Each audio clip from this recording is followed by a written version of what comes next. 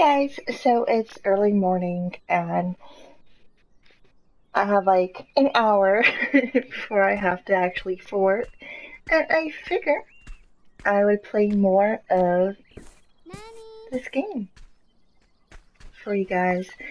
I really wasn't going to, but I got some really nice comments and, you know, I don't mind playing games that are typically not the norm. Like for me, like with horror or RPGs, just kind of whimsical games. So unfortunately, I have to replay a little bit of this area, but our search for Nani continues, or Nami. I always, like I said before, she says Nani, I'm just picturing Nami Swan, San, whatever, from One Piece. But I read some of your comments, and I apologize for not getting, replying to you guys so late. But I was really happy to hear your feedback on pets and what they mean to you. I certainly enjoy little fluff balls, little fur balls, where they could be, any kind of pet. A pet is just someone wonderful, and I remember when Tigger, when she was a kitten, well, I would say a few months old, but still like a kitten, but not like, I don't know, like she was old enough to be by herself outside. She would go outside with Fluffy, her mom, and we would call them, and Fluffy would come running, from wherever she was, and Tigger would too, but one day I heard Tigger meowing or mewing, and she was up in a tree. So I was crying with a flashlight, snot coming down from my nose to my face, like worried about my cat Tigger, who eventually, after me crying, like, come on Tigger, Tigger was able to come down, and I held her tightly, and there you go. So I understand what it is like to look for a lost pet. Lucky for me, none of my pets were ever lost.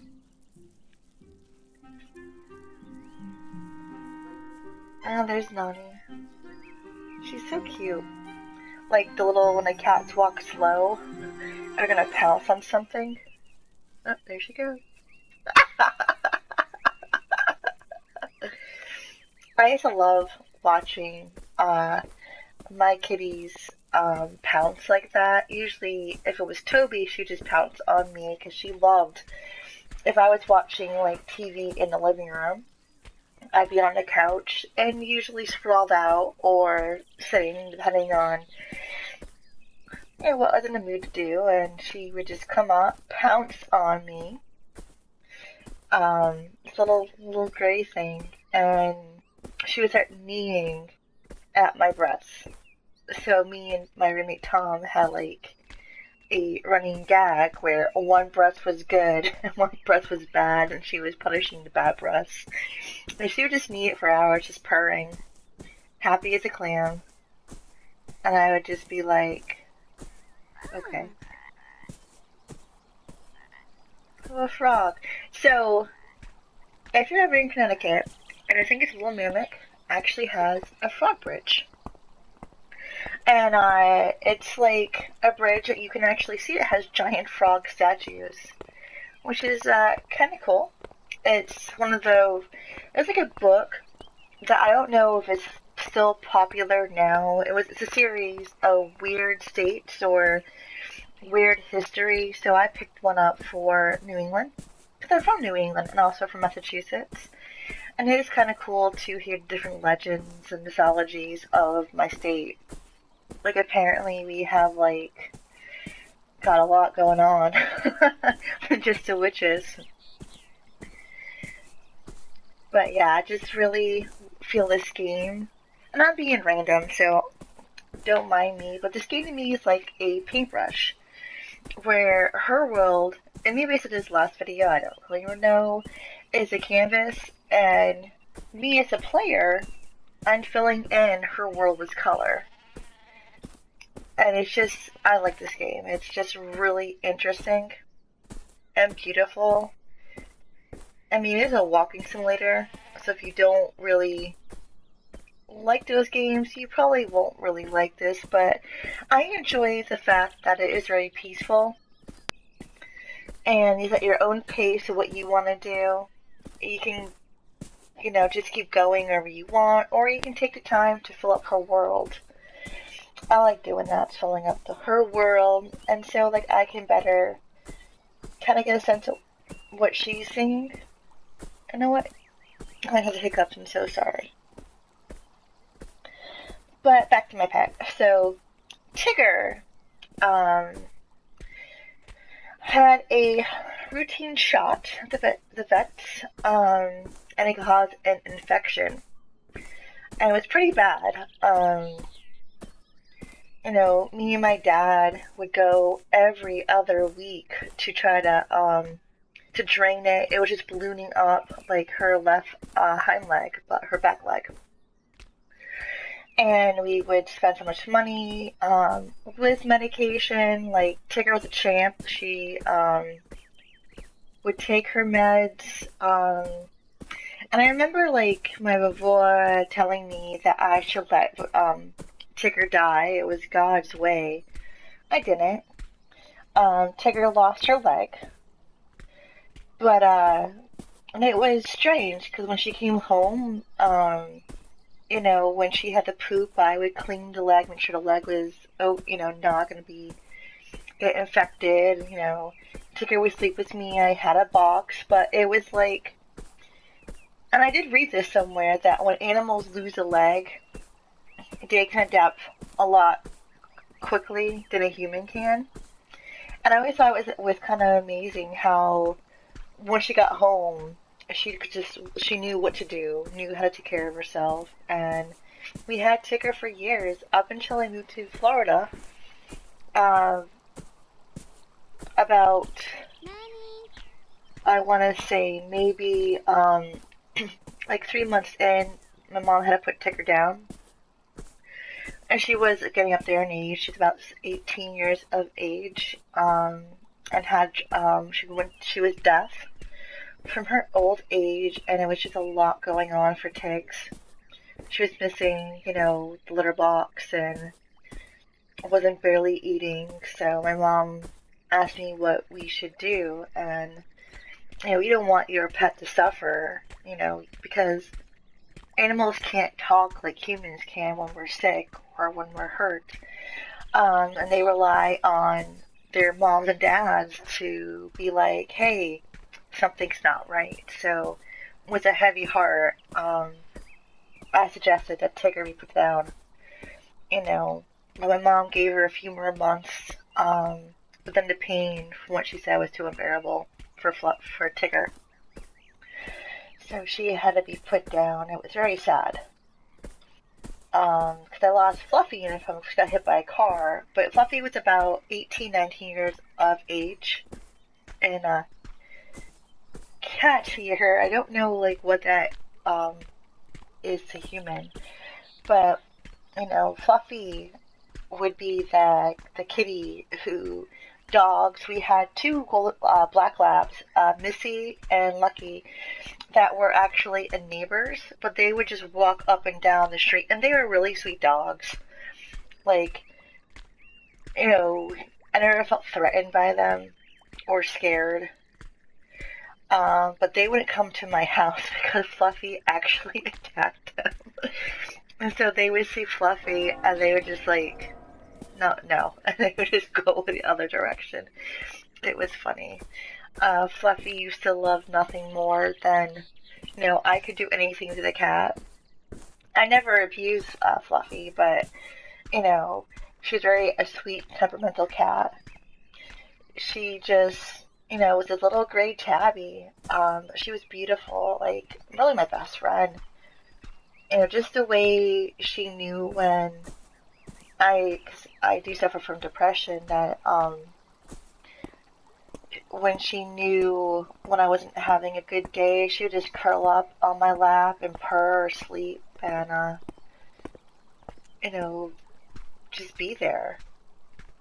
And her death, was very hard for me to handle because I had her since I was just like 8, or I want to say 7 or 8. I had Fluffy. Fluffy was a really smart cat. Toby, when I got Toby, my best friend's daughters, Chelsea and Amber, who are like my children with all the stuff they would do, but they're my nieces, rescued a little runt.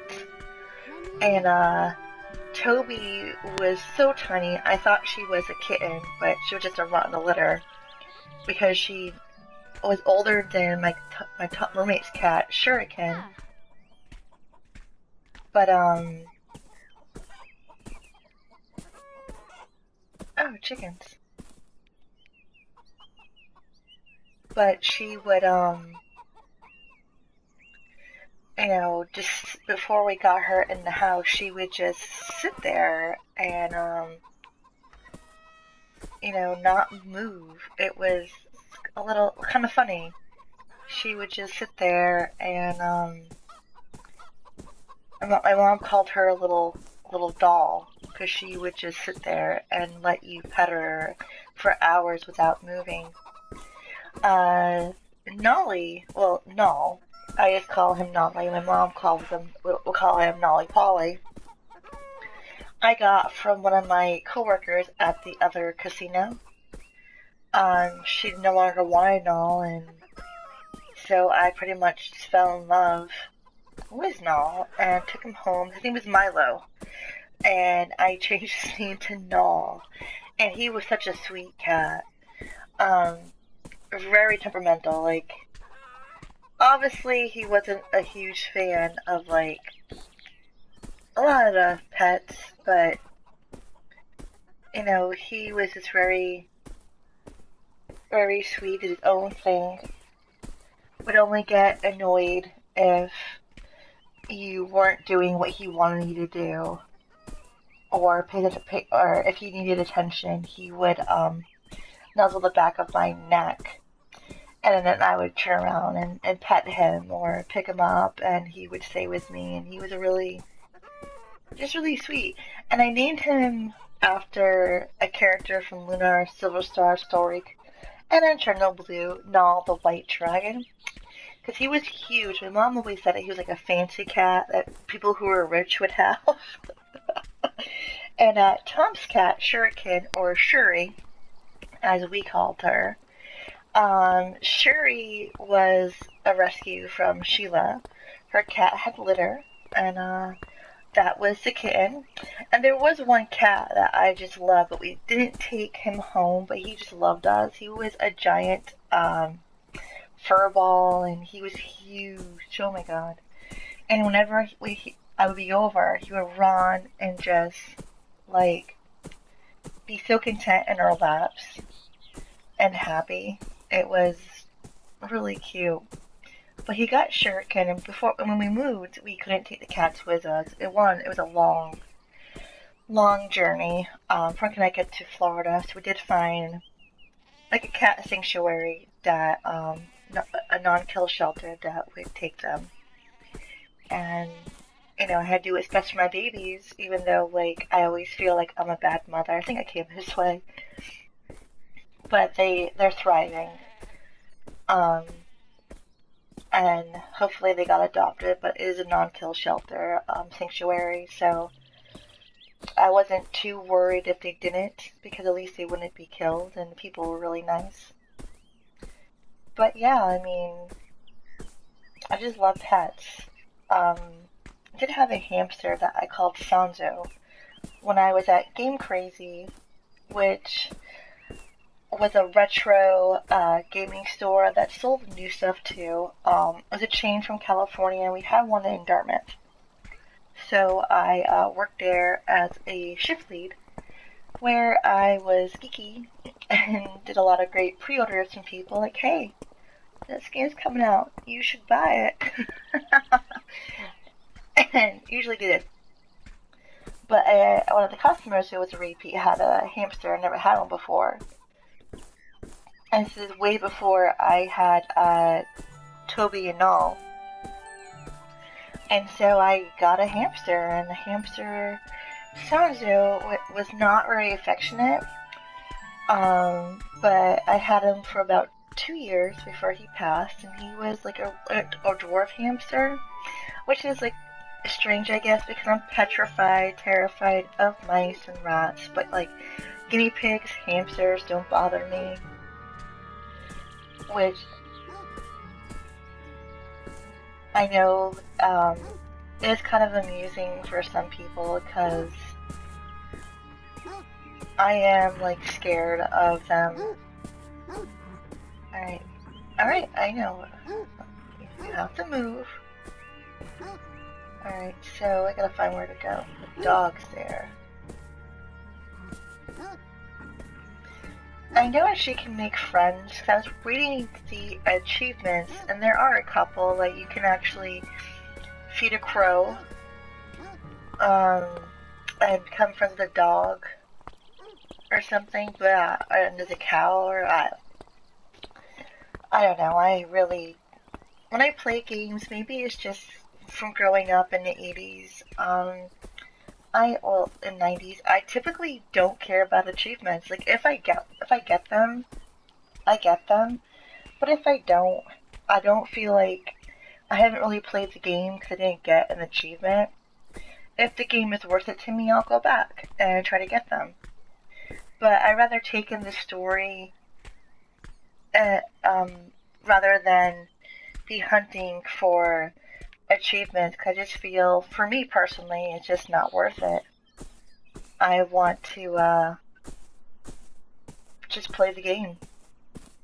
You know, those who like achievements and like can get tons of like platinum and all this nonsense, hey, power to you, but you know, I've always been one that just want to play a game to enjoy it. And when I get one, I'm always surprised when I get achievements. Like, I'm playing Rogue Galaxy, in between other games I'm playing or streaming, and it was funny that you get achievements just for beating the chapter of the game. It's, to me, humorous, like, how they'll do achievements. And it's really, for me, like, I don't get, there's no rhyme or reason to why you would have an achievement for a chapter. But, I don't know, that's just me. I guess maybe to get your attention. But, I don't know. But, like, I don't know. I just really love this game. And I bought it on a lark. Like, it was on sale on PSN, like, last year. I knew nothing about it. I tend to, when I buy games now, just buy randomly.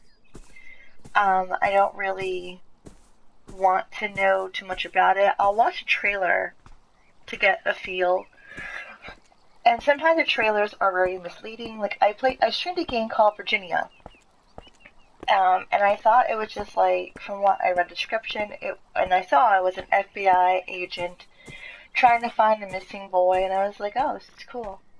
And then I played it, and I was streaming it, and I was so confused, because it had, like, aliens, and, like, Satanists, and I don't really know, like, what I was doing.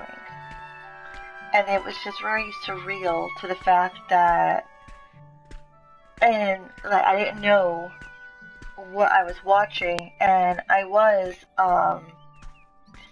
reading comments about the game, and some of it makes sense. I am trying to actually find, like, where to go. I don't know.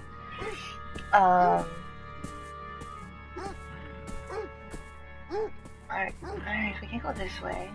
Dogs blocking. But it was just so surreal. Then there's other games, like Frisky Business, which is a dating simulation, yeah, that goes to yawns. The coffee isn't working. The dating simulation, sort of, detective. I don't know how to properly describe it. It's so bizarre. And it's just so weird. And the art style at times, like with the girls, it's a little too much. Like, and I don't have any issue with like any female character showing breasts or anything. I'm not a prune or prude. Whatever word I'm trying to say. Go across. Okay, not here. But it just like it was just a little too much, and then like some of the eyes would throw me off. But the game is hilarious. Like, it just goes to show that you never judge a game by the first glance. And some games I play that are like big name games don't excite me as indie ones do. I know there's a way that I have to go find where I need to go. But I don't know, it's just, I guess, a matter of preference. I really like this character, little Ray, just wearing her galoshes and her white dress and try to find her kitty. Oh, I keep yawning. I'm so sorry. I've been up since like 3:30. It's gonna be a fun day at work. When I call out, she's like, yeah, can't go to work. What about you guys? Like, are you more in tune to achievement, trying to get them all, or do you really care? Like, does having like achievements make or break a game for you? Cause I am curious. I know for me, like I said, I don't care about them. They don't impact my gameplay of anything. But I know others who are just like die hard, like, oh, a cow. I found a cow.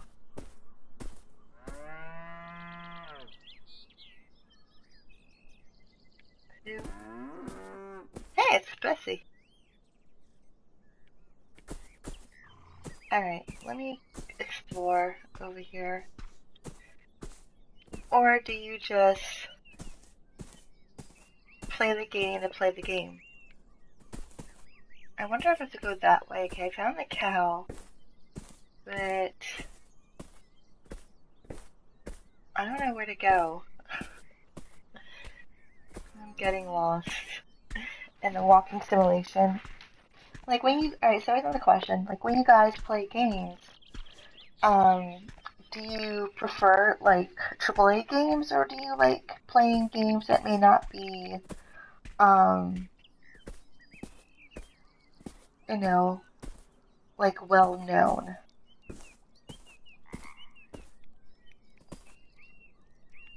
Oh, I found a wishing wheel.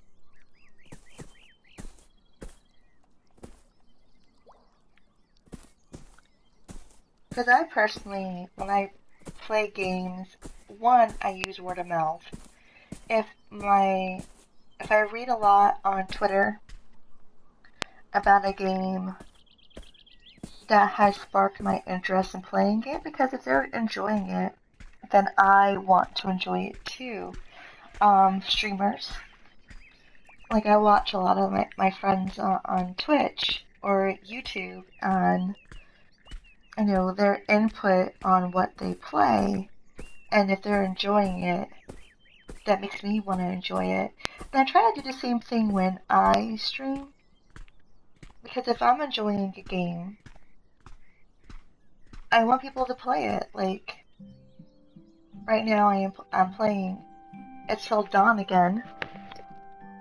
That was my first game I ever streamed, was Until Dawn. That was about a year ago this month. And I've been having so much fun, like, getting everyone killed. Like, not intentionally.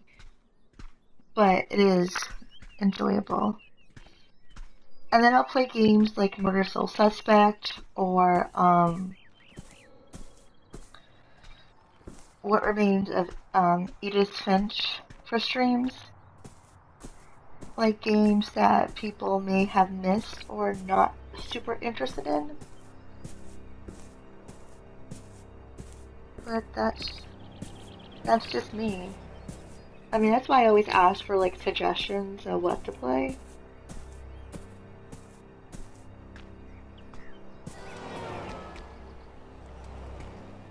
Just because it is interesting to have different takes of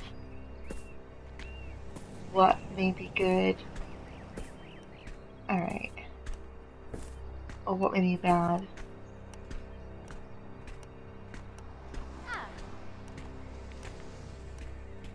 Found something. Let's push. Come on, sweetheart.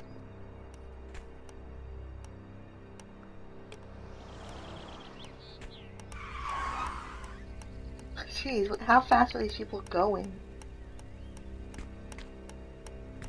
I like how the whole darkness parts for the light to come.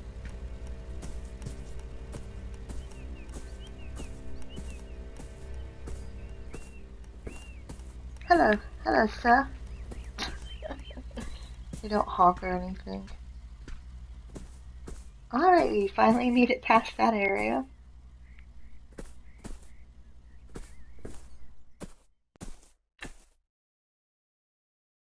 She's brave. Miss Ray is brave.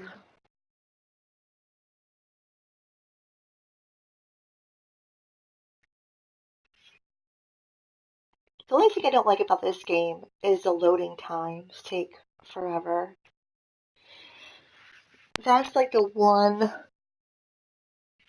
like issue I have is how long it takes. I mean, maybe I'm impatient or I'm just so used to loading times being a thing of like PS1 or PS2 of the past, and just having them here is just annoying. I mean, but that's the only criticism I have of this game. You know, it's just a really fun game that it's like take your own pace, and it's a nice break from, you know, Final Fantasy 14. I've been playing on and off, not too much. I mean, I was enjoying it with the boy bands. I was mocking Noctis and crew. It's like, it's my Final Fantasy boy band. But there's random trash here. But I do like the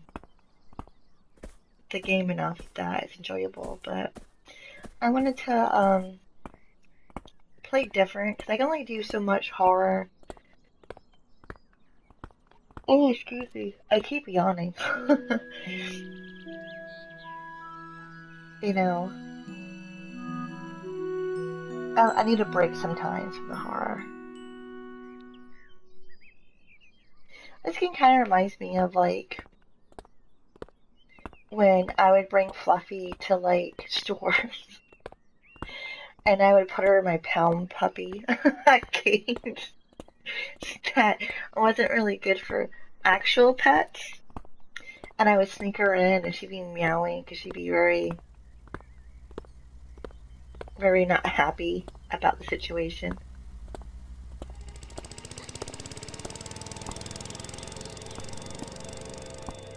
I don't know, it's Old Man Willard.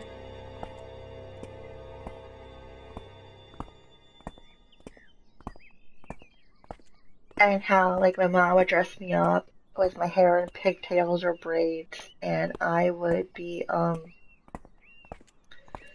bringing my best friend as she goes shopping at the Ann Hope Plaza. Times have changed. Now whenever I see, like, pets in stores, like, not just service animal people will smuggle pets. I saw someone bring in, like, a monkey at a Walmart. I was very confused. But he brought in a monkey, and I seen people, like, with dogs and cats and other stuff. I'm just like, aren't you just... I think someone had a pet parakeet, or no, a parrot, that he had, like, a string to the foot, and I was just like, this is so bizarre. But to each their own.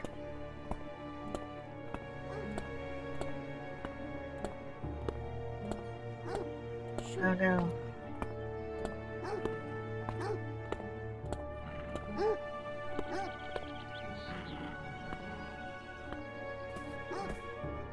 I like how the music changes to more menacing. Alright. There's some fishes.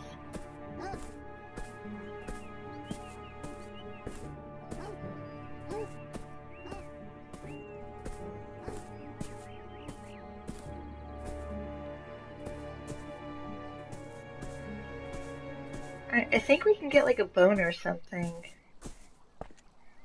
But I don't know.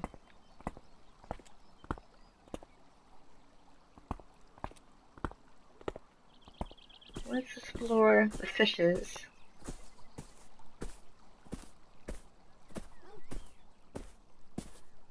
Okay.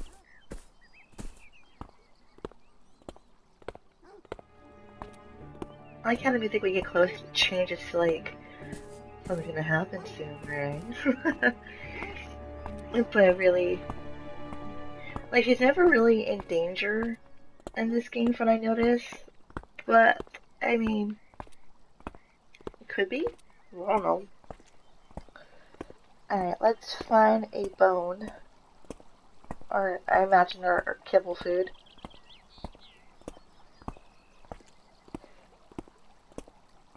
I am curious though, like, what is your guilty pleasure game? Like, are there games that you play regardless of how old or how new they are, and you just love playing them?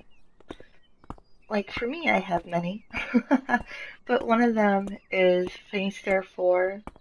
That is just my to-go RPG. It's so much fun, and it's just a different experience every time I play of the game. I still laugh at when Raja calls Rika's ears horns because he thinks he's a devil or something. It's just funny with the little things you pick up, or how the game makes you like all the other characters.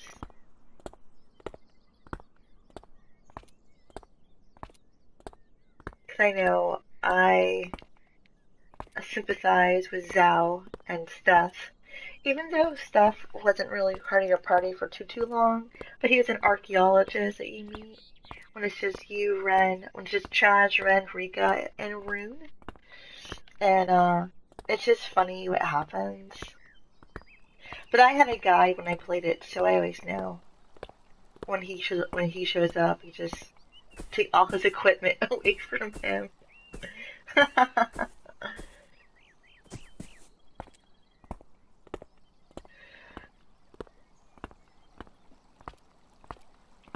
I try not to yawn. Jeez, I'm tired.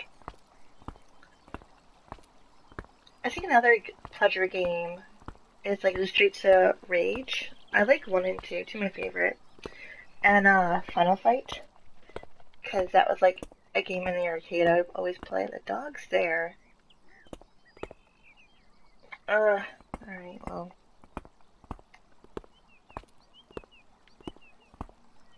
Ray, gotta find a bone. Gotta help me, Ray. Use your senses to find a bone. And I don't know. What else would it be? Final Fantasy VI. What's up with it? Yeah. I'm trying to think of like the games that I still play now. Like, and there's so many, like Shadow Hearts. 2 is my favorite. Just because of the story and like the random beer bottles.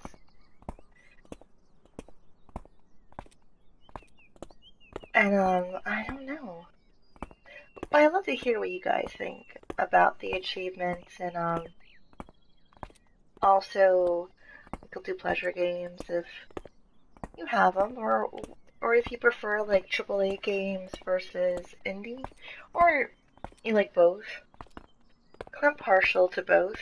I don't have like an absolute favorite or anything that I really have to play.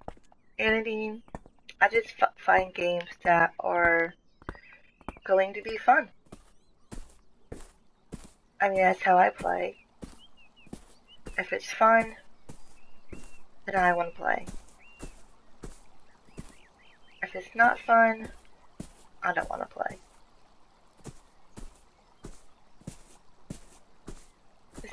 I'm just so trying to find a bone.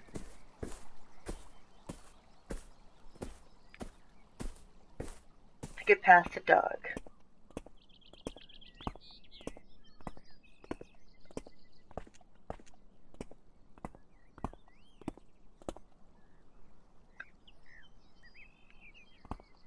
I see bottles. I don't know if they're bones or not.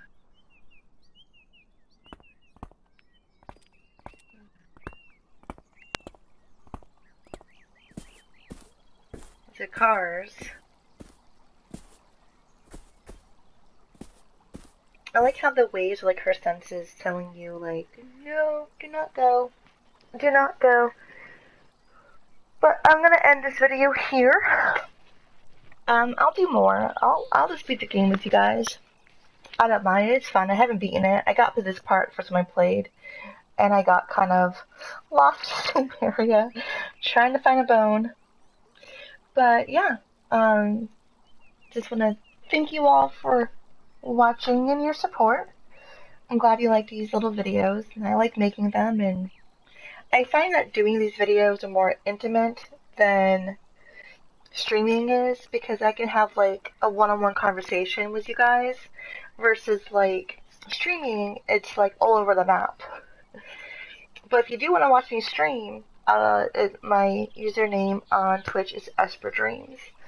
I'll be streaming tonight until dawn, or time you watch this or whatever in the future, probably not, but yeah, I'm always open to suggestions on games to stream, or play, on here, or in general. But hey, it's Friday, it's the weekend, and once I get home out of work at 5, it's the weekend. But I hope you all have a wonderful day today. It is a new day, new possibilities, and it'll be great, right? Yeah. Alright, on that note, thank you again, and I will see you soon. Bye.